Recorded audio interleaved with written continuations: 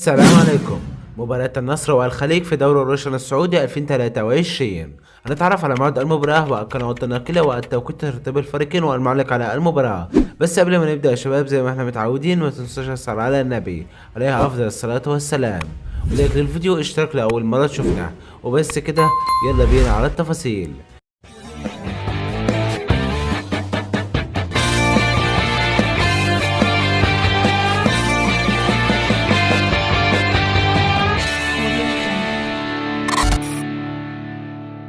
يفتح استاد مرسول بارك لاستقبال مباراة من العرس ثقيل التي تجمع بين النصر والخليج، وذلك في الأسبوع 26 من دوري الروشن السعودي 2022-2023.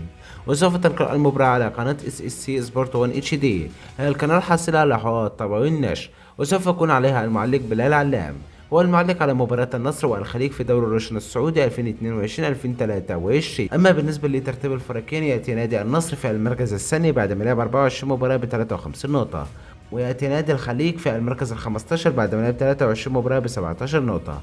وإن شاء الله سوف تنطلق سفرية بداية المباراة في تمام الساعة 5 مساء بتوقيت تونس والجزائر والمغرب، 6 مساء بتوقيت مصر وليبيا السودان، 7 مساء بتوقيت السعودية وقطر والعراق وسوريا وفلسطين واليمن والكويت، 8 مساء بتوقيت الإمارات وعمان. والمباراة تكون يوم الاثنين المقبل الموافق 8/5/2023. وبس كده يا شباب، نكون تعرفنا على موعد المباراة وقنوات النقلة والتوقيت وترتيب الفريقين والمعلق على المباراة.